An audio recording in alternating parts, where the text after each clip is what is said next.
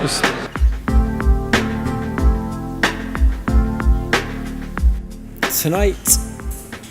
I was trying to think of a few ways to sort of talk about how we work with content creators and kind of how Mediacom sits in between brands and you guys, essentially. So mission one tonight really was to just change the way, hopefully, brands think about content creation and kind of where you guys can help with that. And obviously mission two is to get through all my slides. As Jamie said, my background is kind of working in a digital creative agency back in London and now with Mediacom in Melbourne. And in both these roles, there's certainly been a push in helping brands toward a more kind of agile way of creating content and embracing a more efficient and effective way of creating brand content as part of an always-on sort of social strategy. So brands are creating more content than ever before, really. However, brands weren't really born as publishers. They don't think like you guys and they don't work like you guys. So for most brands, publishing and content creation isn't a core skill set. It's increasingly, successful brands are realizing the benefits of working with content creators such as yourselves and your channels. And hopefully that's where, we can kind of tie the two together. Brands need to get smarter, essentially, in how they get their content shared and ultimately discovered. In Australia, it's certainly an area of growth and an opportunity for brands, but with a number of kind of current barriers. There's a number of sort of fears, essentially. I believe one of the main issues really is the divorce or kind of separation between the idea and the actual kind of distribution. So I want to spend 5 minutes just talking around some of the tensions in creating branded content, and then run through a quick kind of top 5 guidelines on what brands are looking for from you guys, from your channels, and how you can make yourselves more attractive to brands, essentially. Do shout if there's any questions as I go through, because I appreciate there's kind of a lot of media jargon in here, so please shout. I promise this is my only slide with a horrible media graphic on it, but I think it's a really important point for discussion. So ideally at the moment, or normally at the moment, brands are really thinking about discovery, almost at the point of kind of launching, the point of campaign. And what we want to do, and with you guys and with Boom, is kind of get them thinking about that a lot earlier. Get them thinking about discovery almost at the creation of the idea and the production of the idea. I think almost the separation at the moment is a bit of a hangover from them creating TV ads, essentially. But actually, we've kind of got to move beyond that. And the more we experiment with kind of content creation and content distribution, the more of an overlap we see between kind of paid side of things and other distribution channels. So increasingly we don't separate distribution from the production and the idea with other scaled digital media that we work on. So if we're doing a mass media partnership with sort of a Microsoft or an MI9 or something like that, or even a niche sort of content partnership, we wouldn't sort of separate the two. They would help us with the idea and the production. But in terms of using you guys in content creation, I think at the moment brands are kind of overlooking that and purely seeing it as just a seeding model or a distribution channel. In reality, I think you guys can really help tailor and deliver content for a ready-made audience, and ultimately potentially a lesser cost than brands are traditionally paying for that. And also help sort of smooth the reception of branded content so that it's not considered sort of straight advertising, but you know how to tailor that message for your audiences and for your channels. So in terms of the brands themselves, it's just because you film it doesn't make it content for them. Brands are being built very differently. Over half of the world's top 50 most powerful brands each created over 5 hours of content last year. And that's a lot more than a few 30-second TV ads that they might have been creating a few years ago. Brands are increasingly, as you two guys have mentioned, brands are increasingly finding success with long-form content and also live content as well. But many are really struggling with almost a meaningful relationship, kind of an open dialogue, and therefore struggling with content cut through and discovery, really. Therefore, whilst the best brands are becoming media properties in their own right, with wide distribution channels, the less successful brands are probably still asking, will my video go viral?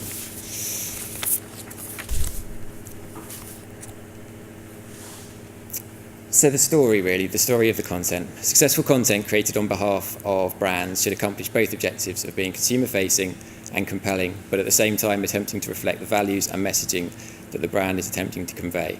And I think that's always a bit of a concern for brands, is the kind of control they have over that message and how that message is going to come through on your channels. The boundaries are already completely blurred, as most content is kind of commercial by endeavour of some sort, even with you guys. But when content can take that sort of long form, it can take short form, it can be music, you've really freed up that creative thinking process to allow the brand messaging to be woven seamlessly and subtly into what you guys are doing without just beating the consumer over the head with the messaging, and that's really important. Obviously, there'll always be kind of core brand content, but the best content is a really good story, well told. And that story can take place in any number of different formats, whether they're paid channels, owned channels, earned channels, or shared. Hopefully, through getting you guys involved earlier in the ideation or production process, you can really kind of in turn help brands with their distribution and kind of make content stick. Whether it's a quick hit or a kind of a more impactful brand moment that will live on as a reference point over a longer period, I think you guys can definitely help with both. So in terms of the audience, access to kind of worlds of content on YouTube is so much easier than ever before. Therefore, our digital participation is a choice as an audience. It's about who we are and how we choose to live our lives, rather than whether we have the technology or the skills to do so. It's so easy to get access through a smartphone or kind of through other internet channels. It's really not about the technology. So in terms of brand and content, this means that brands are in competition globally with other content creators, other brands, other curators, and they're always looking for greater scale and ultimately more what they kind of call target eyeballs. Brands have to work harder, really. They have to work harder to understand their audience and the science of how people are receiving things across all these platforms, as well as kind of getting you guys involved to bridge the gap between the brand and the audience. Ultimately, there's no point in brands just telling their story to an empty room. However, we still find that too often there's a massive discrepancy between the amount of money they are spending on creating the content and the amount of money they're spending on distributing the content. And I think, again, that's where you guys can really help. If we can pull that forward so that you're more involved with that ideation and production, ultimately the brands have then got a distribution channel with you guys. And whether that's introducing sort of branded content to your channel in a kind of pre-roll format, or working collaboratively with brands on ideas and producing that content and then seeding it out. There's obviously kind of a number of routes there.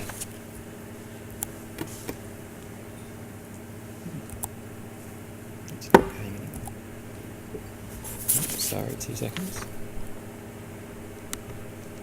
Cool. So a couple of years ago, I was lucky enough to be at the Cannes Advertising Festival and see a discussion with Pharrell Williams. He's obviously almost a brand within his own right, I guess. But in a kind of discussion that they were having around branded content, he kind of came up with a really nice point, which is around what makes branded content feel comfortable within a kind of a content creator channel, and what in that scenario is also jarring.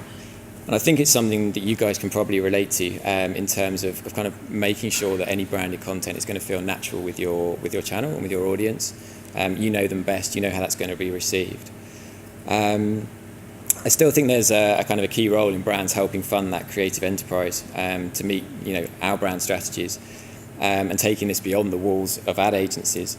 But there needs to be much more fine-tuning, and it really is a balancing act for brands between getting you guys involved, but also the kind of transparency and the naturalness with how that fits in with what they're trying to achieve. I still think that brands are almost too often trying to sort of emulate successful content creators rather than just getting them involved from the outset. So you see a lot of brands trying to do something like X rather than just getting X involved to do it for them. And again, I think that's part of an education job for brands and kind of where you guys can help out with that. Sorry, I've got to pause a bit. Go for it. What in the world makes them think that's going to develop? What in the world makes them think it's going to go in terms of what work be successful? In terms of the content? Yeah. With your sort of on your channel, in terms of working with you guys, or Their target once cool. Oh, I see. Sorry, in relation to that, yeah. Months ago, Yeah. and now they're doing it again. What? I think it's Because we see it all the time. I agree, and I think some of it's to do with control. So there is an element with brands where they're still looking for control over the idea. Therefore, if they take an idea that looks a bit like something, but do it themselves, hoping it's going to float in the same way. And I also think it's And this is a reaction to the changing world, yeah? I think so, and I think also it's probably a misunderstanding of what makes your channel successful, and it does you guys a disservice from that point of view. So it almost says, well, if I create something in that vein, or kind of maybe not in homage to it, but it kind of in the same way, then actually, I'm going to get the same amount of uptake, and I'm going to get the same reaction, I'm getting the same traffic. And I think it's an education job for brands to realise that that's not actually the case, and they're not going to get that in the same way, and you get the traction because of all the hard work you do in the background, because of your audiences and the followers that you have.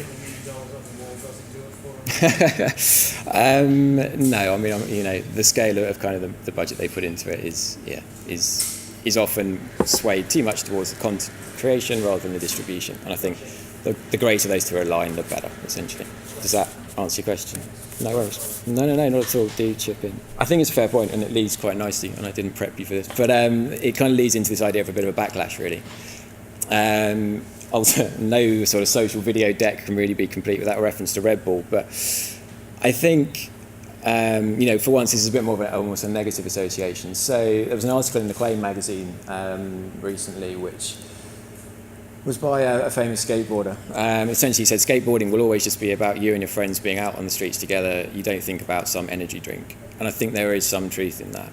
However, on the flip side, there is obviously value in the amount of money that brands are pumping into that to be able to allow those guys to create that content. In the article, he kind of also goes on to say that there's actually the younger end of the kind of the consumer spectrum that don't know it any other way, essentially.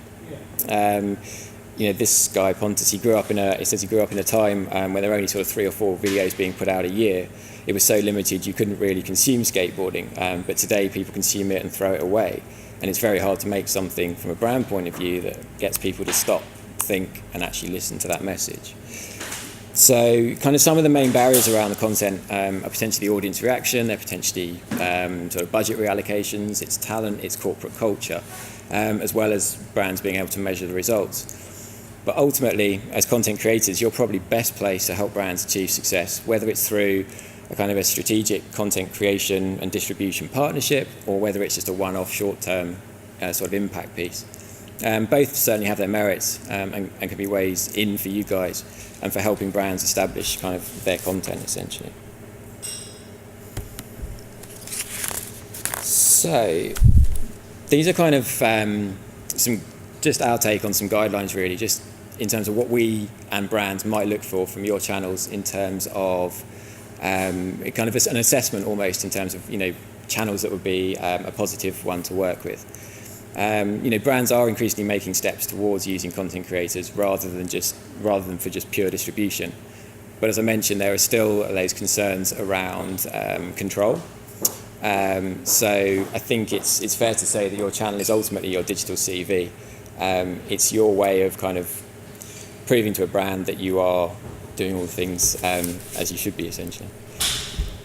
So number one is still kind of scale, and I know it's a bit of a crude metric, but it certainly works for brands. So whether it's views, whether it's subscribers, whether it's we've learned tonight, whether it's about watch time, I think those are still kind of core metrics that brands are going to look at. I think they also look at your social presence beyond just your YouTube channels. So whether you've got your Twitter channel up and running, or whether there's other integration into other channels such as Facebook, etc. And then I think also kind of other contributors or partners that you work with regularly. So again, this kind of builds on this watch time idea of being cross-channel. Are there other people that you're working with on a regular basis? And kind of is there almost a mini network that the brands are going to be able to kind of work into with you? The second one is focus, really. So it's just assessing what content are you guys about, what areas are you covering. Are you more of a content creator? Is everything you're doing original, or are you also curating other people's content? I don't think there's a right or wrong answer to that. I think it's just having an assessment as to which way you're working or whether you're doing a mixture of both.